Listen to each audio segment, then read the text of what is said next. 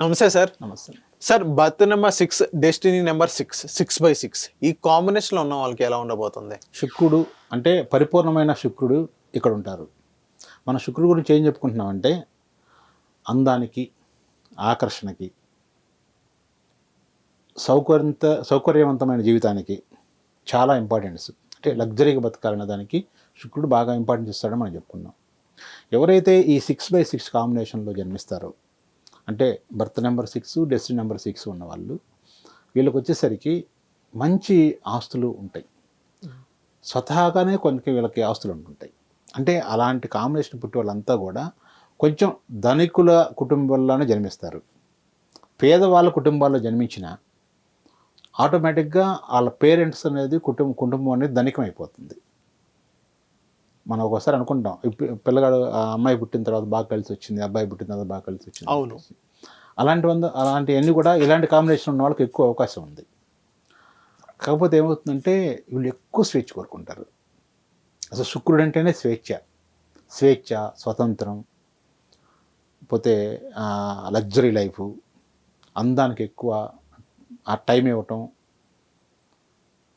అలాంటి ఆలోచనలే చేయటం, శ్రమ పడకుండా, కష్టపడకుండా సంపాదించడం, ఇవన్నీ శుక్రుడి యొక్క పద్ధతి. డెస్టినీ నెంబర్ దానికి తోడైనప్పుడు మనం అనుకుంటాం, ఇప్పుడు ఎవరైనా ఒక గాలి తిరిగేవాడు పోరంబాక అనుకుందాం, ఆడికి అలాంటి వాడు తోడైపోతే ఇంకో రకంగా ఎలా ఉంటుంది, వాళ్ళిద్దరు కలిపితే ఇంకా దారుణంగా ఉంటుంది. అదేవిధంగా వీళ్ళకేంటంటే బర్త్ నెంబరు, డెస్టినీ నెంబరు రెండు శుక్రుడు కావటం వల్ల వీళ్ళ యొక్క జీవితం మీద ఈ శుక్రు ఆధిపత్యం ఎక్కువగా ఉంటుంది. దీనికి వచ్చిన ఇబ్బంది ఏంటంటే ఫ్యామిలీ పరంగా జీవిత భాగస్వామి విషయంలో వచ్చేసరికి కొంచెం ఇబ్బందికరంగా ఉంటుంది. అంటే వాళ్ళ యొక్క వైవాహ జీవితం అనేది అంత అనుకూలంగా, అంత ఆనందంగా ఉండటానికి అవకాశం లేదు. మంచి పేరున్నా కానీ, మంచి పేరు లేకపోతే ఏమవుతుందంటే డైవర్స్ దగ్గర పోవడానికి కూడా అవకాశం ఎక్కువగా ఉంది. ఓకే.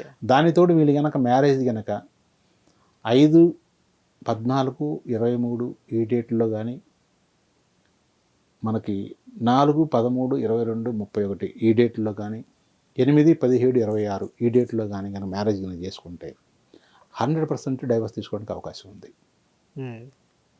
నేను ఏదైతే చెప్పానో ఈ కాంబినేషన్ ఉన్న వాళ్ళు, ఎందుకంటే కుటుంబ జీవితం కొంచెం అస్తవ్యస్తంగా ఉండడానికి అవకాశం ఉంది అనుకున్నాం. కాబట్టి దానితోటి న్యూమరాలజీ ప్రకారంగా ఏదైతే మనకు న్యూమరాలజీలో బ్యాడ్ నెంబర్లు ఉన్నాయో ఆ మ్యారేజ్ డేట్లో కానీ చేసుకున్నా కానీ ఇంకా ఎక్కువ ఇబ్బందులు ఉండడానికి అవకాశం ఉంది.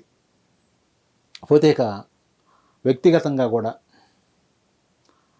కొన్ని అవమానాలకు పట్టడం కానీ, పేర్లో కనుక ఏదైనా ఇబ్బంది ఉంటే కొన్నిసార్లు మనకు తెలియకుండానే అబద్ధాలకు గురైపోయి మనల్ని అబాస్పాలు చేస్తుంటారు కొంతమంది.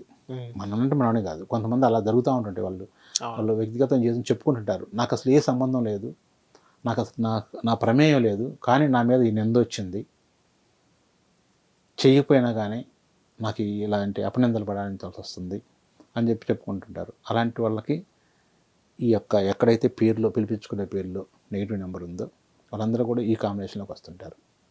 కాబట్టి 6/6 మంచిదే. మనకు వ్యక్తిగతంగా వాళ్ళ యొక్క స్వేచ్ఛకి భంగం ఉండదు, ఆర్థికపరమైన వాటికి భంగం ఉండదు. మానసిక పరంగా మాత్రం కొంచెం ఎక్కువ స్వేచ్ఛ కోరుకుంటున్నప్పుడు దానికి తగ్గట్టుగానే ఎక్కువ కష్టాలు కూడా ఉంటాయి. ఎందుకంటే ఎక్కడైతే స్వేచ్ఛ ఎక్కువ కోరుకుంటున్నప్పుడు మనం ఆ రిలేషన్స్ అన్నింటిని దూరం చేసుకోవాల్సి వస్తుంటుంది. అంటే కమిట్మెంట్ తక్కువగా ఉంటుంది. అందరితోటి మనం షేర్ చేసుకోలేము, వేరే వాళ్ళు కూడా మనతో షేర్ చేసుకోలేరు. ఒక మనిషి షేర్ చేసుకున్నప్పుడు ఏమవుతుందంటే ఒక ఇంట్రావర్ట్గా తయారైపోతాడు.